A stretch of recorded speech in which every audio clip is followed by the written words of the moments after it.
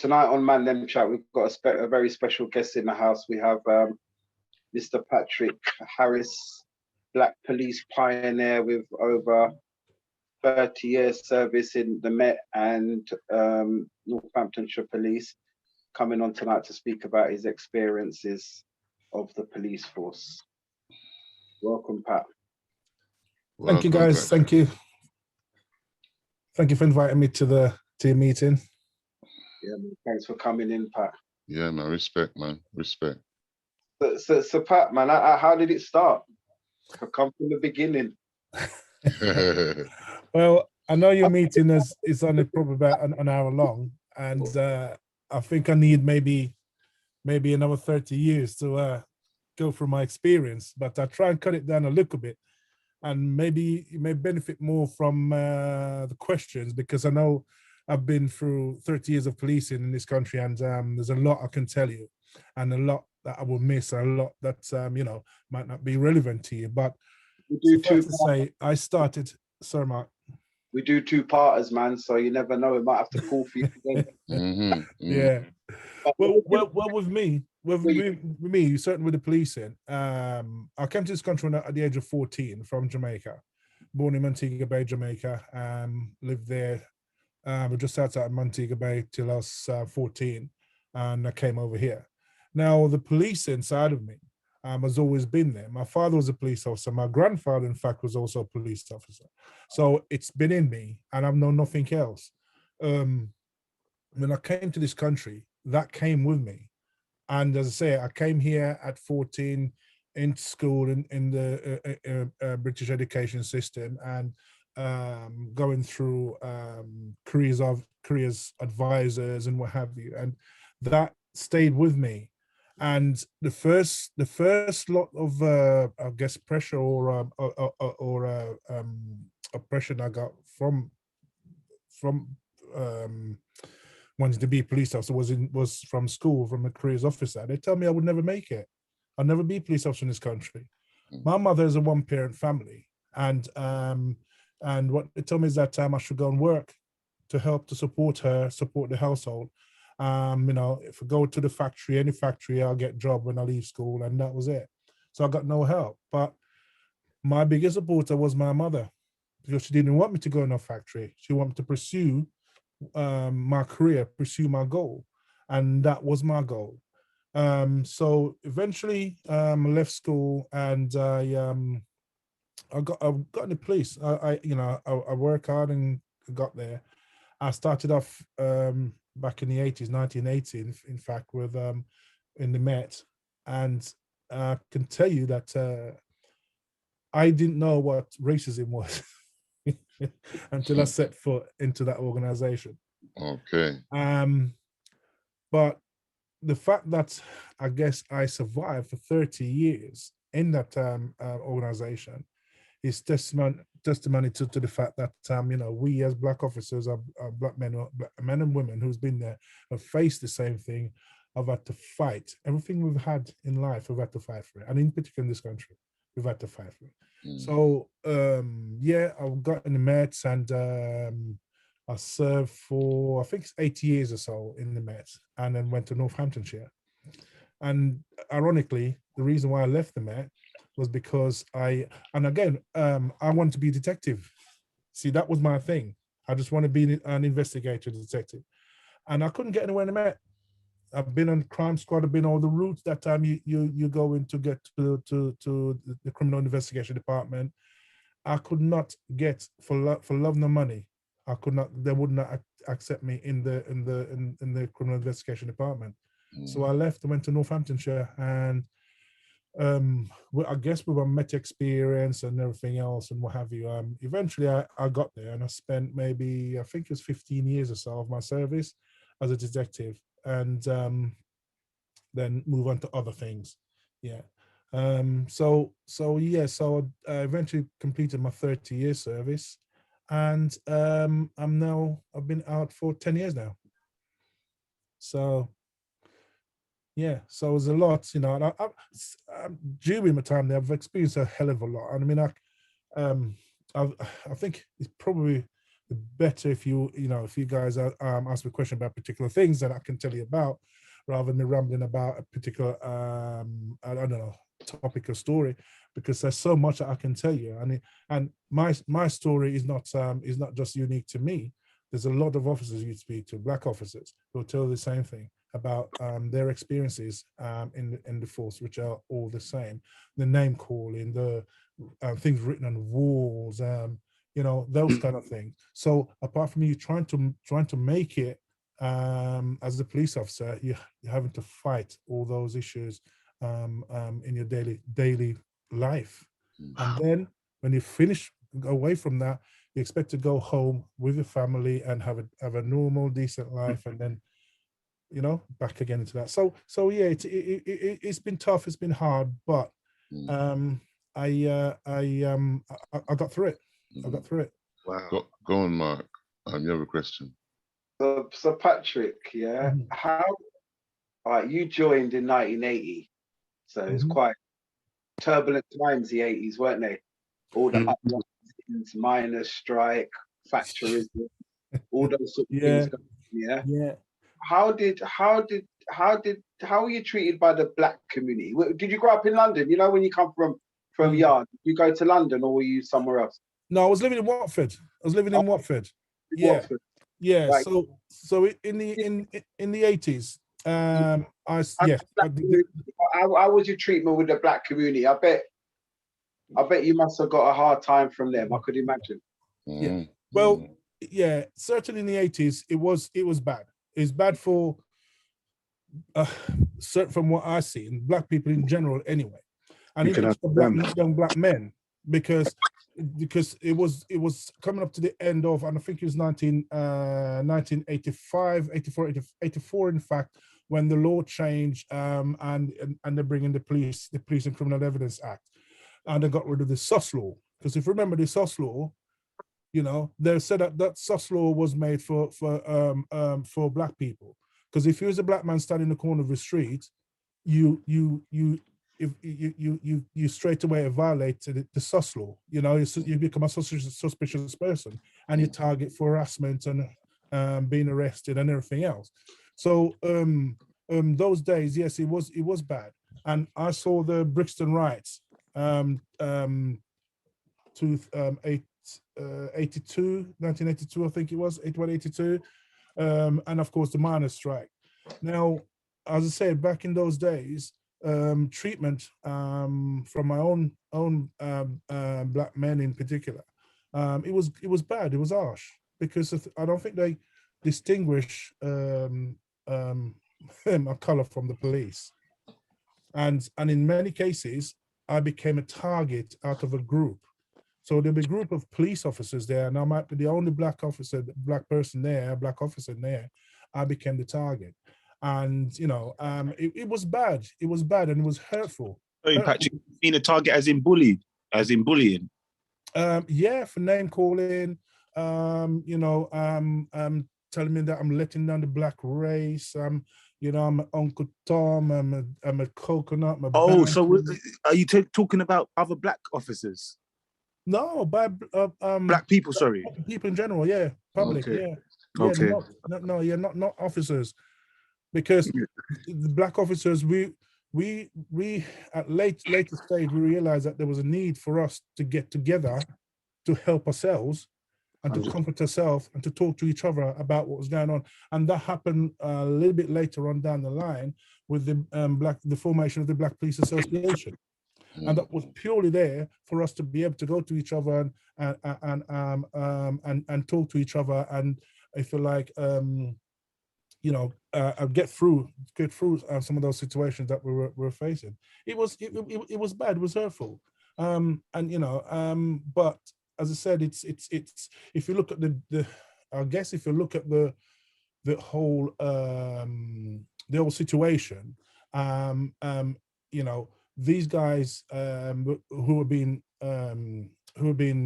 harassed, who have been beaten up, who've been arrested just for, say, walking the streets or looking have a little different look, they then see me as a target rather than say that's a black man there who You can help us. yes, right, whose presence there might help me not to be arrested today or whatever.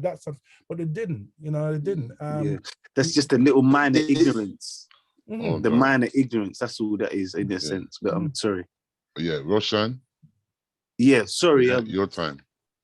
Thank you. Nice to meet you, Patrick. What I wanted to ask is that I mean, during your 30 years of experience in the police force, I mean, because I understand I've been through certain, racist instances during the work.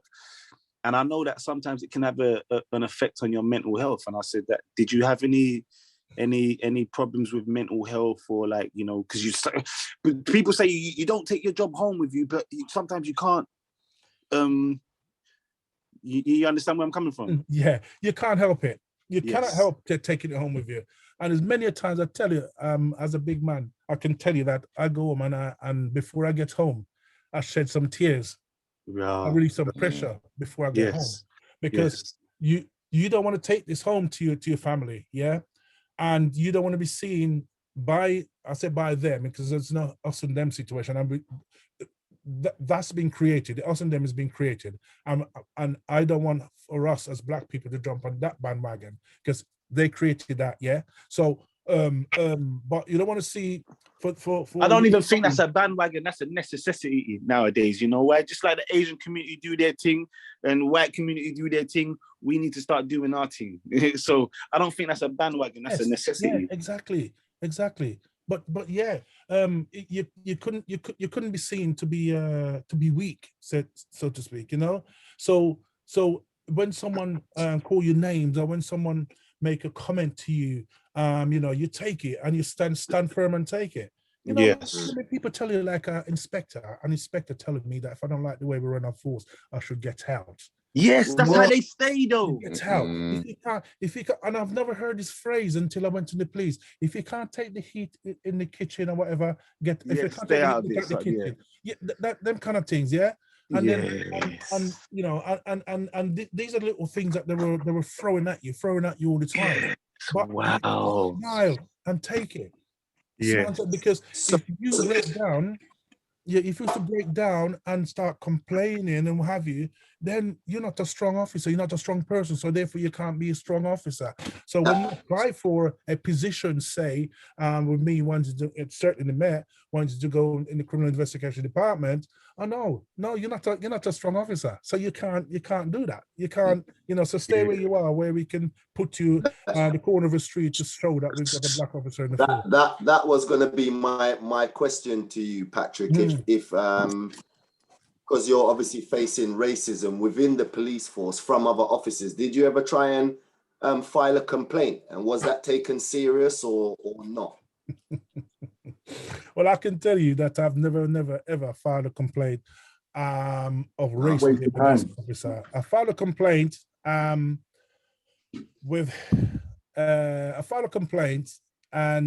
it's worded that I felt that what the officer done to me was because of my difference. But sometimes you have to be careful how you do things, how you word things, and because one is difficult, very difficult to prove. And the racism that you face and the racism that you talk about, even though it is blatant, there. I'll give you an example. When I was serving at West Hampstead, in the toilets, this racist graffiti in the toilet that all the officers at the station, with the obviously exception of the female, because the male toilet goes in there and they see it and they add to it. There's graffiti racists everywhere, and on the wall. What year are you talking about when you was witnessing all of this? What year? You're talking about. Well, I joined 1980. 15 weeks training, and then I went to Hampstead after that. So from 1980 basically till 1988. As soon as you got into the force. That's true. Yes, as I said, I didn't know what racism was. I'm telling you that now. At school, people call you a local name. You monkey this, you monkey that. and you sort of run around, give them a little slap up, and that done. To me, what was the ratio? What was the ratio in those years of black officers to white officers? How many other black officers was in the force when you started, and the years after? The number was low. I couldn't. Froze. In the sense that if the Met at the time maybe was probably about 25,000 strong, and in terms of black officers, then I probably was in the hundreds. So how many black officers was in the station you were serving at? The station. So when I started at Hampstead, there was one other officer that was there, and he was a sergeant, in fact. And I heard so many adverse comments about this guy, even before I got there, even before I met the guy. Yeah, so much adverse comment about him. And then when I got there, I was put on a shift opposite to him. So and later on, I put two and two together and find out why I was put away from him. And then so it was just me and him at the station. And then later on, I think about 2 years later, another black guy joined us at Hampstead. Yeah. But All right. this sergeant, there was always criticism. There's always adverse comments about him. But then when you hear the other talk that's going on, you find out that they did everything possible to make his life a hell. He was a sergeant, he was a supervisor, and he was telling people what to do, and they didn't like that. They never liked that. So therefore, you know, you can't come tell me to do this, to do that. Police. Sorry to cut you there. So police who is supposed to be out here protecting and serving, actually, if you're an officer that's facing racism within the force, there's actually no protection for you. No.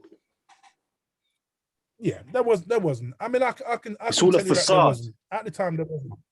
Yeah, there wasn't, because all the stuff that was going on with me and other officers, you know, it continued. I mean, you hear people openly, and I'm telling you this because these are things that's openly said, and if people were taken to task about it, then you know the racism wouldn't disappear, but it wouldn't be overt. Yeah. But I mean, in a crowd, one guy told me, and we're all in an office somewhere drinking tea or whatever we're doing there, and he wanted to be funny. He came in and says, "And what's this world coming to now that they're training monkeys to do the job?" Yeah? And everyone laughed. I'm telling you. That's standard. Because it's standard. You know. Yeah. So and no one pick him up on that. No one at all, because he's one. And what they call that is banter. So, right. Yeah, they want to call it banter. None of them. That's why I say black people, you shouldn't get involved in none of that banter, because if you go back, that word banter means something totally different to what it means now. It was a word that white folks used to make jokes about other ethnic races, etc., in the pub. Right, and for you to accept, and that's where they call it banter. And people, and you hear so many black people say it's only banter. You don't even know. It's only banter. Right. Lighten up. It's only banter. Yeah. You hear black people talk like that as well, and they don't know where the word derives from. It's just like words like picnic and other words. They don't know where they derive from. To tell you the truth, I take offense when a man tells me and says lighten up. You mean lighten up? We do. Yeah, but anyway, Mark, you're next for the question. Sorry. I'll just remind everyone, let's please use this hands up, thing, because we're gonna go off grid a little bit. Yeah. Patrick, right? So I assume that you saw Small Axe, yeah? Yeah. How did that resonate to you? Was that truthful? Was that a good portrayal? Yeah. I mean, I suppose you knew Leroy Logan, who Yeah. And as is a dramatized portrayal.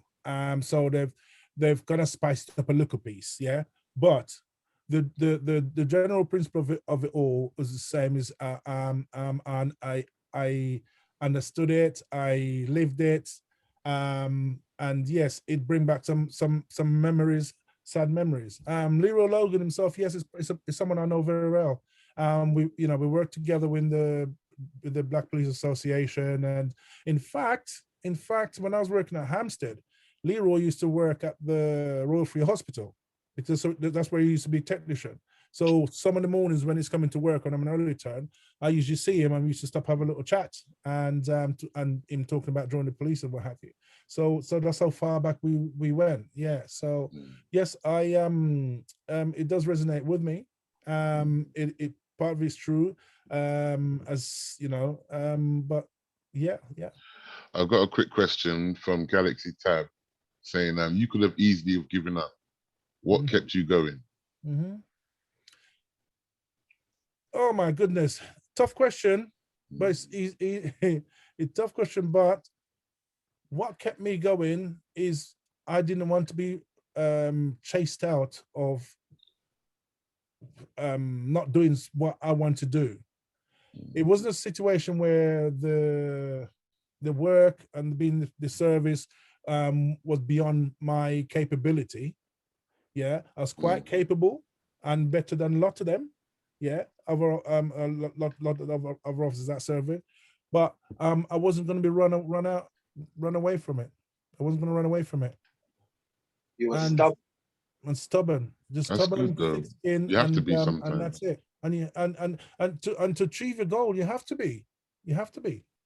Yeah. So and that's it. That's an easy option. That's an easy option. Is all this is going on? Get away from it. But the thing is, we know, and with everything we do and everything we face, that and in particular what we're talking about, changes need to be made.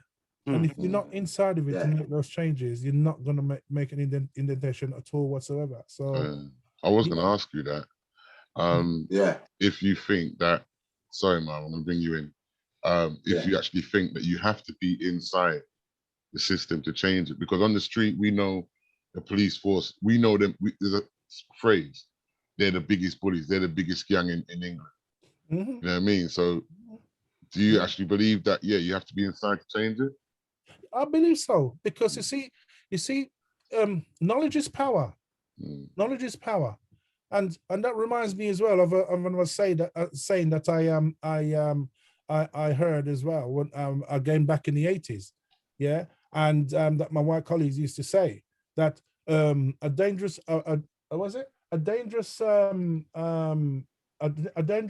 black person, a black person with knowledge and power is a dangerous person. So that's it. Yeah. If they know what their rights are, they're dangerous.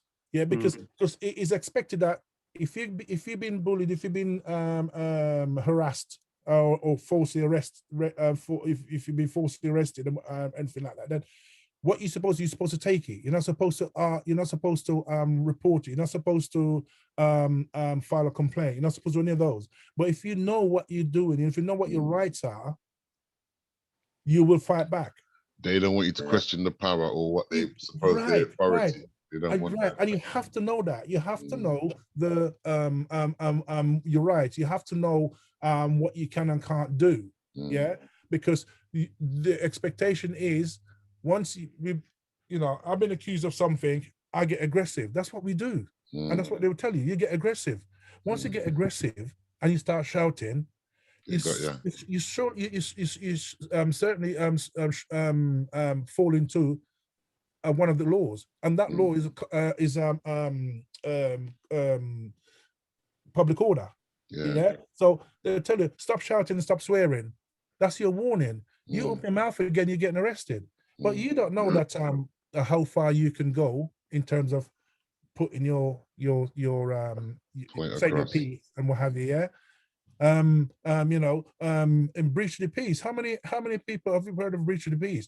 How many know how far you can go with breach and whether or not they can arrest you for breach of the peace? Yeah. You don't know. Go on, Marvin. Those are the things that used to happen all the time, and you'll be wound up so you can shut your mouth off.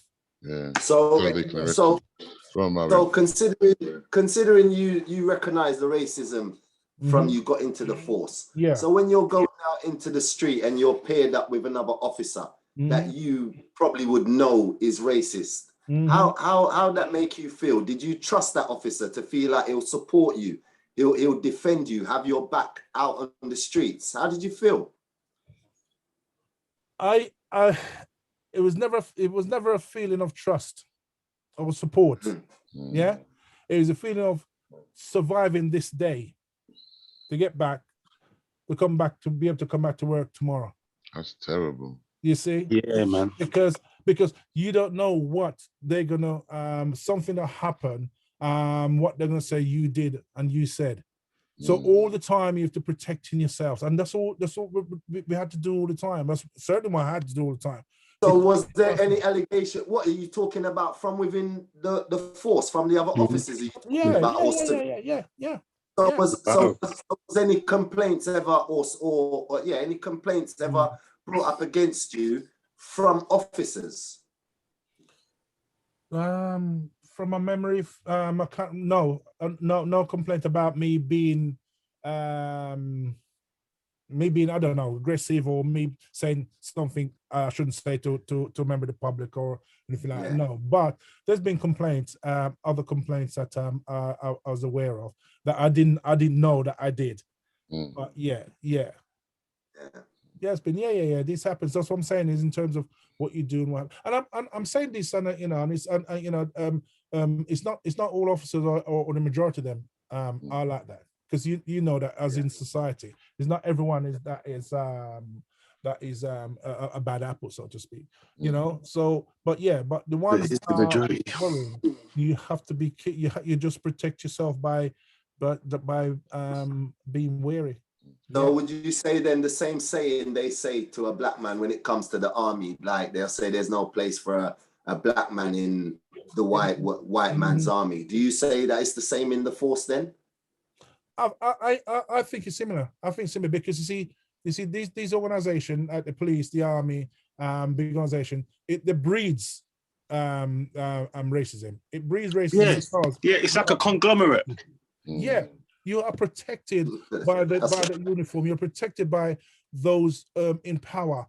That because as a white officer, and I know the inspector, the superintendent, or whatever, I know that I'm not going to get my ass kicked if I made a little misdemeanor.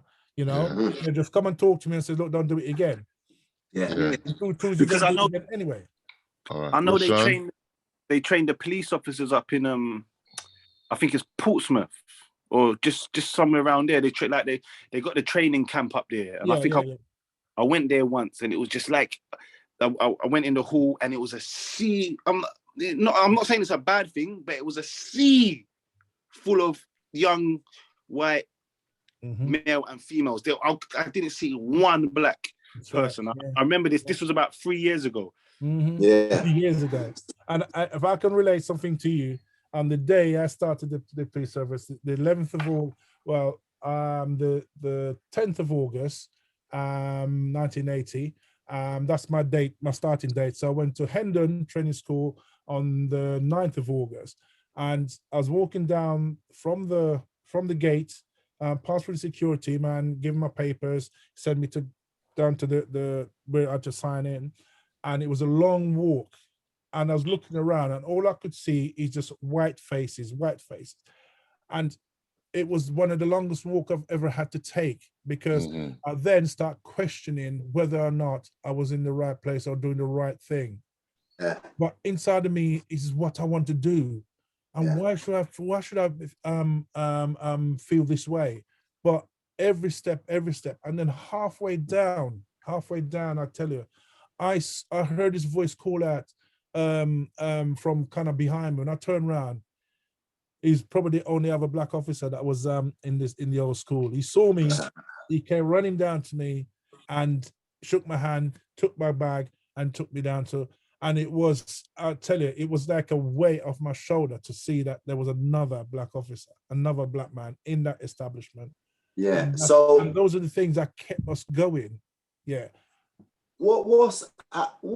What's the training like? Because, a lot of officers act the same way, in how they police the streets and when they come into contact with civilians. So I think I asked Montel this. it couldn't, obviously you're talking about racism within the force, so they couldn't be trained to be racist. No. Is that the individual? Yeah. That acts the way that they act as police officers. Like so many of them acting this way. It's like, it seems like they're trained that way, but they couldn't be trained to be racist and show this hate and no. I would say this, and that the police, they train you they train you to enforce the law. Yeah. Now, it's not a question of how you enforce the law. You should enforce it in the way that you are trained, the way that the law says you should do it. Now, individuals may use the power, and the fact that they've got a little bit of power behind them, they'll use it to enforce it in a way that is overbearing and exercise enough power over a person, because that's part of racism. Indoctrination. So I wouldn't say that was in training. It was how the individual go out and exercise his or her power. So do they look? Sorry, Spencer. Sorry. So do they look? Is there a certain characteristic or something that they look for? Because why are so many officers doing the same thing? Treating indoctrination. It's that one word. Hold on. One at a time. It is. You're right in what you say and what you observe, because it's a personal observation. You're right in a sense, because you see a trait. You see a trait with certain people and how they act and what have you. Some of them, they're not on. They haven't got an ounce of bad blood in them, but in order for them to get on, they will stick with the in crowd. The in crowd is the ones that goes and do what they want, when they want, and how they want. And those who want to get on will stick with, because these are the people who's going to pull me through, kind of thing. Until the proverbial hit the fan. So it is not that they're trained that way. It is that they became that by using the power that they've got to exercise the will over people. So seeing that they abuse their power, then, or some will abuse their power, wouldn't you say that? I mean, the racist situation, like it's institutionalized, isn't it? It's systemic, isn't it? Systemic, So wouldn't you feel that screening officers or people who want to become police officers in that way would help? And that is very difficult because the police service the recruit from the general public. The general public, when you recruit someone, you don't know who you're getting. That's my point. Now exactly I would say this, that if you go out and recruit a skinhead with tattoos and things over and swastika all over, in fact, you know where you stand with him. But when you go out and you recruit and people are coming to tell you the right thing, they tell you they want to help people, they want to make this world a better place for everyone, they want to give equal treatment to everyone, and they tell you the right thing. It's covert, isn't it? You cannot tell that person is until they get that uniform on, and then they start. You see? So with that, I say, it's a situation where you have no control over, unless you have unless you know of something that this individual is into, or member of some group that's their background. Yes, that's right. And sometimes you don't even find any of that out till quite a while after. And it has happened in the match. Another question from Galaxy Tab. What advice would you give to a young Black person wanting to join the force, and what would you change based on your experiences? No, I would not. It's a good question. I would not deny anyone the right or the privilege of joining the police service. It is a good career. You can make a good living from it. You know, it is a very good career, respectable career. So I wouldn't say. I mean, at this moment in time, the police are going through a lot of changes and what have you, and unfortunately, it changes it's not for the best, for the worse. Yeah.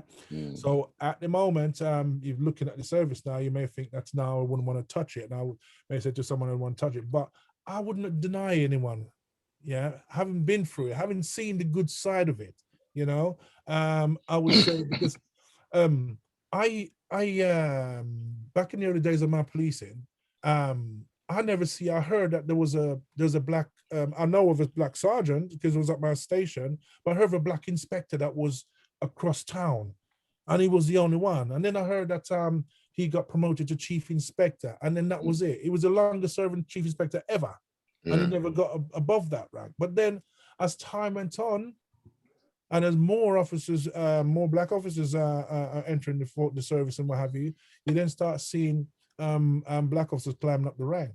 I mean, look around now, and there's and see what ranks we're holding now. There has been a black chief constable, there has been a black chief constable, and that's an achievement, bro. That's an achievement, So what I'm saying is that I wouldn't deny you the opportunity to say if try your luck, and what have you. It's the advice though. What advice would you give them if they was wanting to join the force? Yeah, you treat it as a job, maintain your respect, and by this I mean that you go in there, you don't do what others do to go on.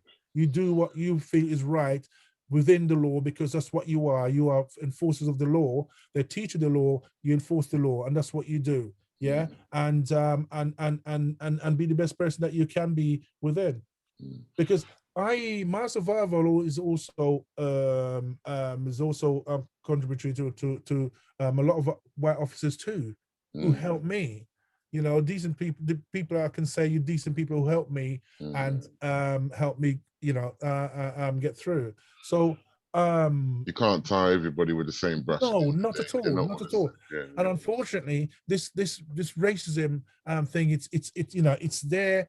I'm not saying we should get used to it, by no means. You should not get used to a system or thing. It's not going to go away, though. But it's not going to go away. Exactly. No. And we have to do whatever we can, when we can, to fight it, chip away at it. Even though, as I said, that it's everything swept under the carpet, lift that carpet up, pull it down, expose it. So every time it comes, expose it. When you say things are changing for the worse, what do you mean? Are you talking about the law that they're bringing in now, the powers that they're giving the police officers now? I think it's more so policing. Because if in yesteryear you walk around the street and almost everywhere you walk there's a police officer or something like that, knowing what's going on in the street and what have you. Nowadays you don't see it. Things happening and you hardly ever see a police officer. Right. So what I'm saying is that the way policing are now, it's almost police from an office. The way it is now is not. There's a quota thing, isn't it? They've got a quota to fulfill right now, isn't it? Right? Yes, and then what they do is, and that's why I think it's so bad, because in an area, they say now there's crime and everything happening in an area, but we want 10 arrests for drugs. We want 10 arrests for no insurance, and then what they will go out and they will hit an area. And where they think that people are targeting insurance and they target people, and the thing is, if you know that you drive down the road, I don't know, and 8 times out of 10, you're gonna be passing a police officer. A police officer gonna come and talk to you.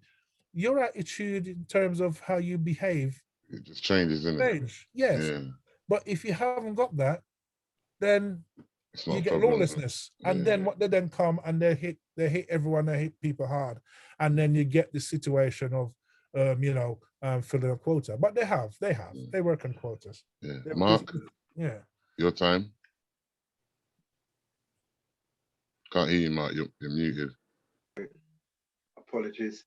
Yes, Patrick. I know you're a kind of humble dude still, and I know you probably won't bring it up, so I'm going to bring it up. Right? I know that you've won awards for like bravery and stuff, and you've been mentioned. I was gonna ask that as well. Yeah. Yeah. I heard your name. in dispatches and those. Yes, yes. What happened there then? How you ended up getting this like special award and ended up getting spoken about in Parliament? Yeah. In Parliament. But yeah, well, I was fortunate enough to be awarded the Queen's Gandry Medal for bravery. Well done, And it man. stems, yeah, man, it stems from an incident that happened in Northampton, where a domestic incident, and the lady lived across the road from me, and have an argument with her boyfriend, and she came to my house for help, and I called the local police to come around to sort them out, sort her out, what have you. And when they came, they took her back over to her house, and basically all hell broke loose because we did not realize that the guy was there with a gun. And what he did was he shot her in the back, and the policeman that was there with his dog, he shot the dog, one shot, killed the dog instantly, and then shot the policeman in the leg. And he then tried to and while this was going on now, the girlfriend, although shot in the back, lucky for her, came out the side, but so she's still mobile. She ran back again to my house, took her in, and thinking that this man is going to run away from the area, having done all that, he didn't. He came to my house and kicked my door down, came in. Wow. Did he know you was an officer? Yeah, no, he knew. But I don't know what was going through. Yeah, he knew, because he knew me. Yeah, he knew me. So I don't know what was going through his head and what have you. But when he came to my house threatening me and my family with a gun, man, that's a different thing. So needless to say, yeah, they carried him out. When you was with the Met, when you was with the Met, and you said no matter what you tried, they wasn't really looking to make you detective. And that's what made you have to make that. Sorry, bit my tongue. Made you have to make that move to Northampton. Yeah. What is your feelings? I mean, did you really want to be in the Met? I mean, is the Met really the gang as we know it, or? No. I mean, I know you probably can't say much in that way. Yeah. the Met, they get a lot of publicity because they're a big force. Yeah, they're a huge force, and I mean they're the biggest in the country in terms of numbers, but not in terms of area that they cover. And yes, they do get a lot of flack. But my thing at that time is that's what I say. That's what I want to do. I wanted to be a detective, and it wasn't happening for me in the Met. Because I was just coming up against barriers and everything. Were they blatantly racial barriers, or was it just like covert? You don't fit the job. You haven't. Yeah, it's things like that. You have to be covert. It wasn't. It wasn't blatant, because you see, you do things and you do it in such a way that if I was to come back and say, look, that was racism, or it was racist. Basically say, prove it. Yeah. Prove it. How do you prove it? You can't. It's difficult to prove. Unless it's overtly blatant. Yeah. So how was they putting up barriers? How was they then putting up barriers in front of you? You mean like in terms of promotions and stuff like that? You mean? So promotion is based on a promotion is basically going up the ladder. Yeah. So from a constable to sergeant to inspector, chief inspector, and up the ladder. So that's based on exams. So you take exams for that to go up and what have you. Yeah. But like being a detective and other departments that you go into, they call it side moves. Say now. They can stop you from going to, I don't know, firearms or the dog section or mounted branch. You're not going to get referred. If you don't, right. So no matter what you do, yeah.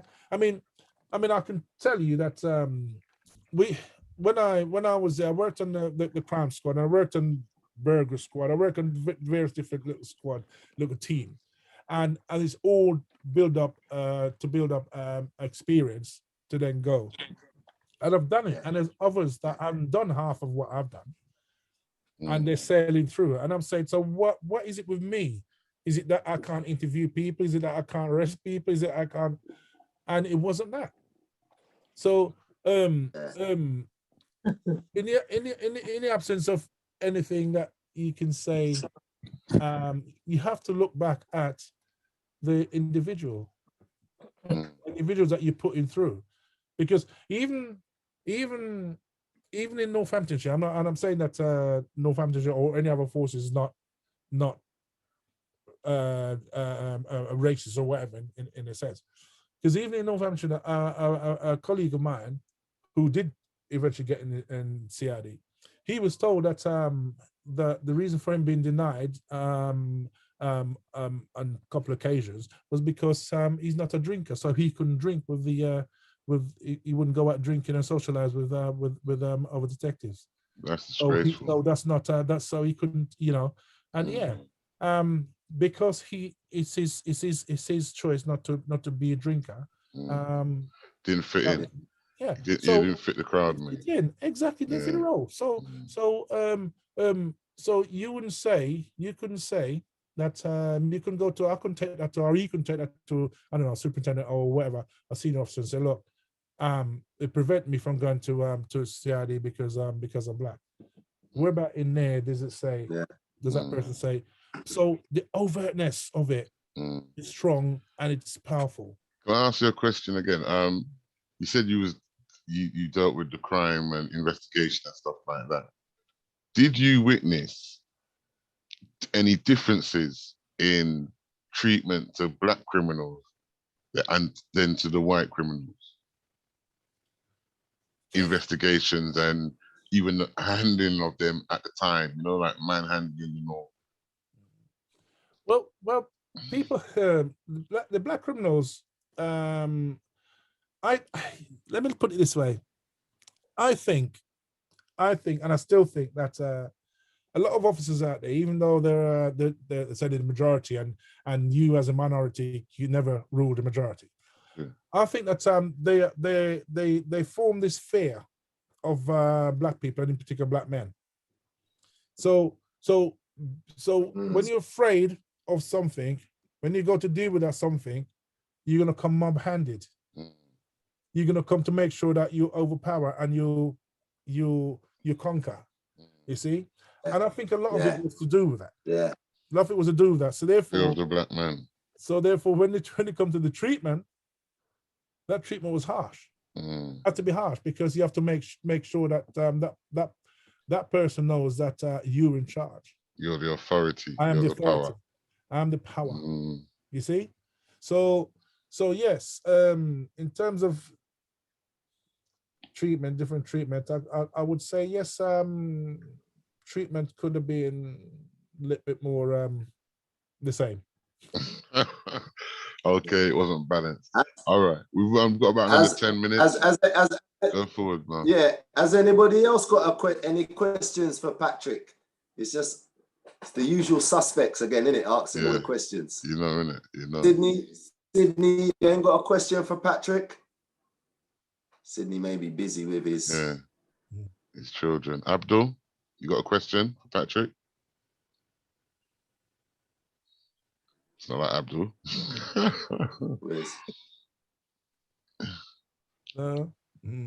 So Patrick, so you ended up, you done 30 years. How come do you reckon you ended up serving so long? Is it because of your stubbornness that you just wanted to just, or was there a reason? Yeah, but it's a I think the majority part of it, we as black people, we are stubborn, and we have to be. You have to be, because if you don't, you'll be that footstool, and you'll be that pushover guy that everyone sort of, and you have to do to get to where you want to get to. We've always had to fight, from way back, and that is the fight that was in me to get to where I want to get to. So I mean, I've done quite a lot. I've done quite a bit, and I'm proud of what I've done. My family's proud of me. My friends are proud of me. And so yeah. So if it wasn't for me fighting, it wasn't for me not letting myself down and let my family down and what have you, I wouldn't have got through. I wouldn't have got that far. you know. And as I said, this little session is not enough for me to go through what I've done, what I've achieved, and what have you. I mean, the award is just one of those things that I've had. I mean, I've had other commendations and what have you. To the award a minute, please, Pat. Yeah. All right, you kind of just you just said that the man got taken out. You haven't really gone into detail. So the guy breaks into your house, yeah, and what he was armed, I assume, yeah. Yeah, he was armed, and so basically we came in and we were kind of sort of hiding up. Say that again. We want all the gory details, man. Yeah, no, it take too long. But I'll tell you some of it now still. But so when he broke in, he came in. He kicked down my back door, just kicking it down the door. And at the time, we were on the phone to the police to say, the guy's at my door. But unbeknownst to me at the time, neighbor was also on the phone to say that I think he's at my door, kicking my door down, because the injured policeman, although he shot in the leg, he hauled himself up and he ran for cover next door. So they thought that time he was actually coming for him, but it was at my door. But anyway, he came in and basically got to a point where I decided I have to do something, because there's no way I'm going to let him point a gun at me. And luckily, it was a high-powered .22 rifle, and he that we found out later on was all modified and everything. So he came in, I grabbed him. As I grabbed the gun, pushed him out the room, that my partner and my son, who was 3 years old then, was in, and also the lady from across the road, she was also in the room, bleeding badly.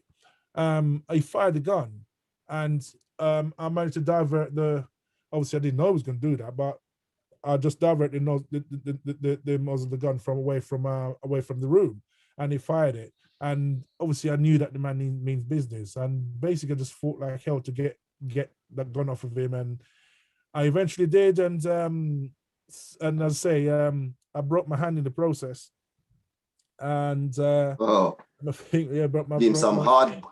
You gave him some hard butt. Defending myself. He's a stiff lick. Defending myself, yeah. And eventually I was aware that officers was outside, because they could see that there was a fight going on the stairs, and we fell down the stairs and what have you. And then they came in and got him. Now, they found in his pocket 140 rounds of ammunition. Wow. Yeah, they found in his van, that was they searched the area and found his van that was parked up in a little lay-by, a shotgun with loads more ammunition in it. He was packed up with food in there for that was serving for probably about a week, because if they think that what he was going to do was going to kidnap the girlfriend. He was on a mission then. He was on a mission. He was on. So how did that make your family feel? Mainly your partner, because you said you had a kid that was about 3-4 years old. How did that make her feel? Did she want you to leave the force?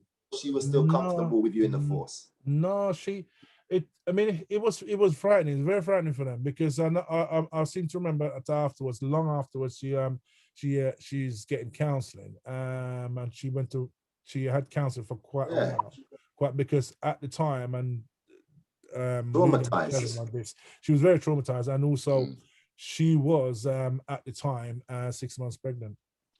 No. So it was really but the sad thing about all that is that it consumed us as a couple. It consumed us as a couple, because I think it was like maybe 3 years later, and it just so happened. A year later, actually. It just so happened that it was a year later when the court case and everything came up, and all the publicity of it all again. It kind of opened up old wounds, and we didn't survive it, basically. But so yes, it was very traumatic, and but you see, you when you go into the force, say, you expect that you're gonna deal with certain things that may be traumatic, that maybe you don't expect that you deal with anything like this. And I was off duty and I was at home, and this happened. You see, so you never know what you're gonna face. So the long and short of it is that yeah, I ended up getting a commendation for bravery and Queen's Gantry Medal for bravery. Yeah, went for supper in met the Prime Minister Jack Straws, and went for supper at the House of Commons, and it was also razzmatazz and what have you. Kind of eased the pain a little bit, but yeah. So, you know, you should be really proud of what you've done, and we really appreciate you. Thank you. You know that, because it's rough out there for the youngers as well, even us elders as well. So we appreciate your works and your help. Thank you. You know, I mean, you got one more question, man? Thank you. Yeah, no, I was just gonna ask what rank was, sorry, Mark, what rank was, I was gonna ask what rank was he when you left the force? Yeah. Again, and this it's up to you at the end of the day if you wanna go up the ladder, promotion, or your status at your constable rank. And I stayed at constable rank because it was more interesting, more things to do. Yes, that's because you know, and I say I've done a lot of things apart from being a detective for 15 years, and then the other 15 years is divided up into doing other things. That I was a firearms officer, tactical firearms officer, traffic. You know, I drive big fast cars and I drive big vehicles, and yeah. What did you enjoy more? What was the most enjoyable? Firearms, driving the car, tactical. What was firearms? What was most enjoyable? Firearms. Yeah, man. Carrying big guns all over the place. And, yeah, like you're there, driving big cars. And, yeah. Boom, boom, boom. Yeah. No, I enjoyed firearms and traffic. I enjoyed it because you know some of the little things that you like the boy racer thing then that you used to do and try to do and what have you. And I'm doing it legally, you know. Someone said to me the other day, someone said to me the other day, what's the fastest you ever driven a car? I said, 160 miles an hour. How much? 160 miles an hour. Okay. A Volvo T5, you know, and that baby held the road for me, and it was legal. Can I ask you quickly? Do you think the police should be armed?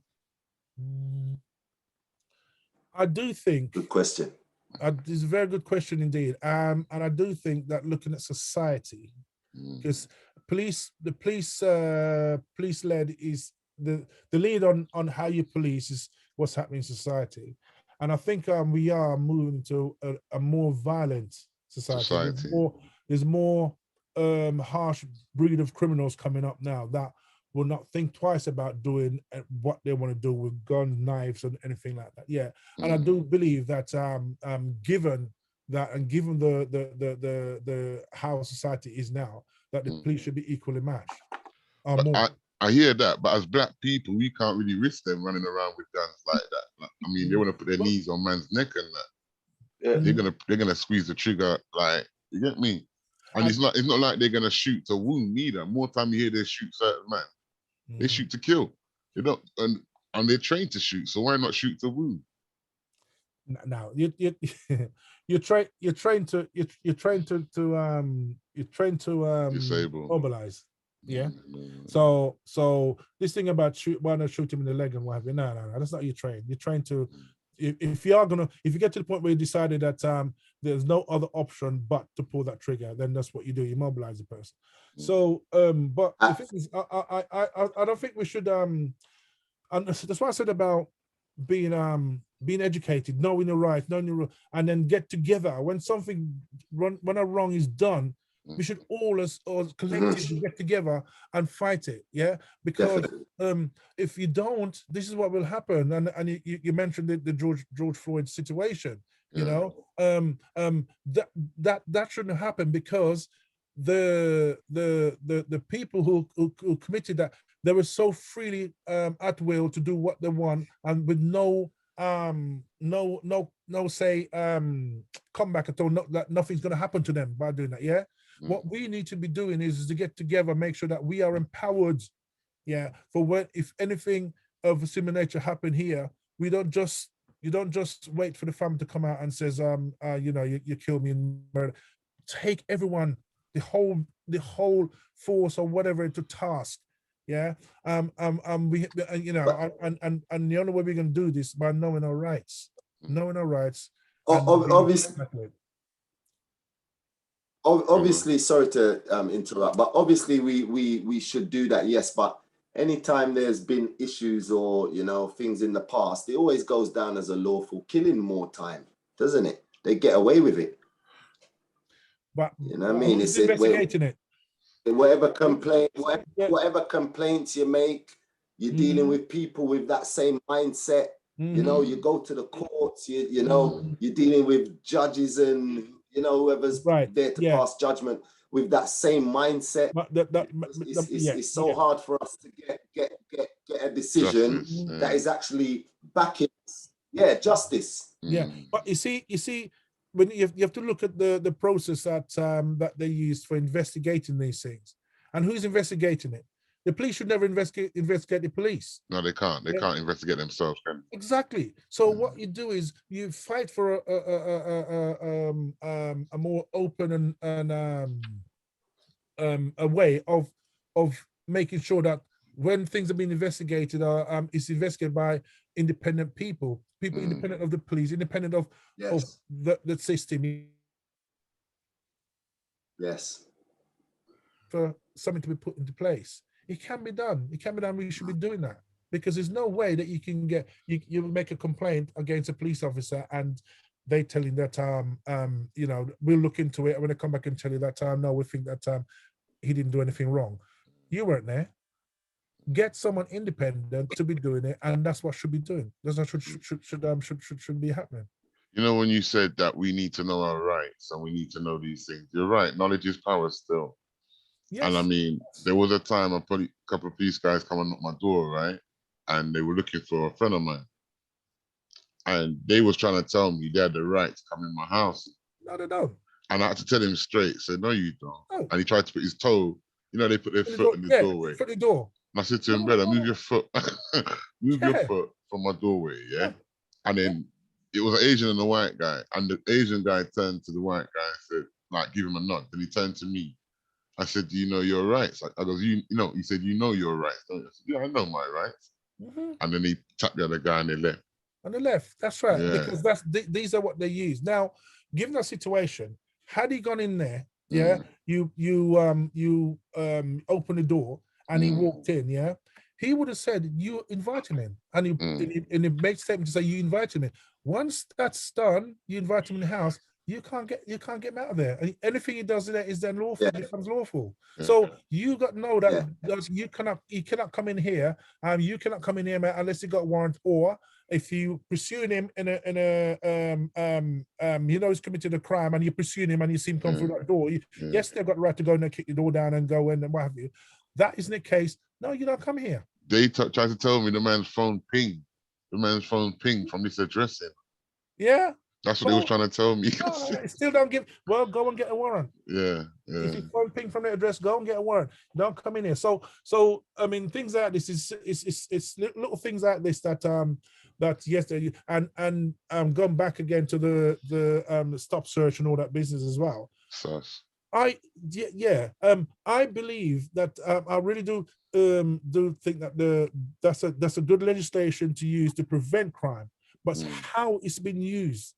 And that's the thing, you see. And so when something like that happened to you, you get stopped and what have you, ask questions about and you know a little bit about what they're supposed to do and what they can and can't do, and and fight it. We need to educate our youths how to deal with the police. That's right.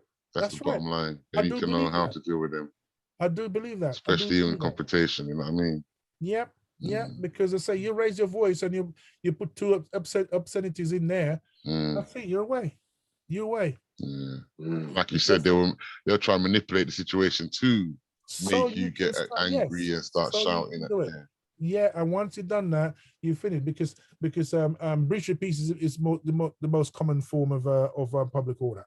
Then it goes to Section 5, I think it is, where they're supposed to warn you. I've seen it on television where someone shouting, "It's the right unit, Section 5." Yeah. You must warn the person first that if he continues that behavior, you may liable to be arrested for breach of the peace. Right. It says so. Yeah. So what happened is now when they go there, go to the station, they look at how we can change it up to keep you there. And we can request them to put their cameras on or make sure that their cameras are make sure that they're rolling. Yeah. Make sure they're rolling. Yes, because it's protection for you. Yeah. Okay, last question. Blaps, you there? Yes, sir. All right.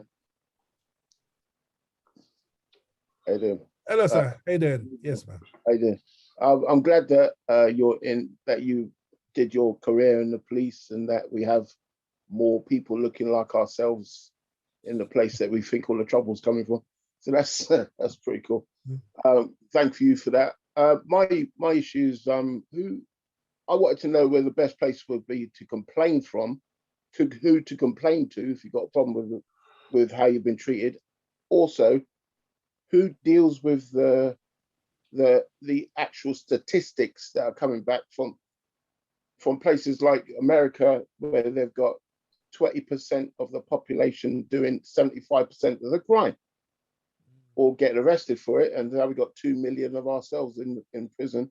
And in England, like just in Luton, we've got like 230,000 people, and the 50,000 people that look like me causing 80% of the crime or getting arrested for it. Now that can't be a correct statistic unless someone's doing some bad collection, manipulation of figures. Yeah. It's I think it's a well-known fact that that is a disproportionate amount of ethnic minority people that goes through the judicial system, ends up in prison, ends up with guilty verdict, and of course, once you get found guilty, you're in prison. The police have got a complaints department that you go through. I'm not sure what the system is now because bear in mind I've been out for 10 years. But you first made a complaint there. If for any reason that you feel that your complaint won't be dealt with, I would strongly suggest you go to your local MP. Start there. Start there where it's recorded by someone outside, and then follow through. And there are organizations out there that's there to help you to pursue your complaints and what have you. You know, even youth organization. Now, even someone like I'll say Mark in his position who know someone who can go to you know, so we get to the right place and get looked at. You know, but don't not complain. Don't not push in a complaint. Don't not you know, speak to someone. So the American system, as I say, I can't speak of, and it's they're different, because you are right that that the minority seems to commit the majority of the crime, and that can't be right. So there must be some manipulation of figures or whatever. So again, to get so I guess who looks into that? Sorry? Who looks into that disproportion? I don't know. I really can't give the answer now to tell you who would do that. But I'm guessing that if you go through some of these organizations that mentioned and what have you, they will be able to help you to find out figures. You see, and under the what do you call it, the Freedom of Information Acts, yeah, you can get a lot of information now from not just the police but other organizations out there. The Freedom of Information Act gives you the right to get whatever information you need to get, providing that it's not of a national security. Yeah, you know, so you can and of course the internet now is a good thing that you can find out what you want now over that. Yeah. So do you think it's an economic problem? Economic, not necessarily. Only the poor getting arrested? Yeah, no, not necessarily. It's just that if you are, and we mentioned before, and I do believe it, that if you are filling quota, you know where to go to fill it. You know where to go. That you know that you will definitely get your figures. Yeah. And yeah. Patrick Harris, thank you so much for your 30 years of service. Thank you. And the 10 years that you took a break and chill. Well, we thank you very much. man. Yes, thank you very much, guys.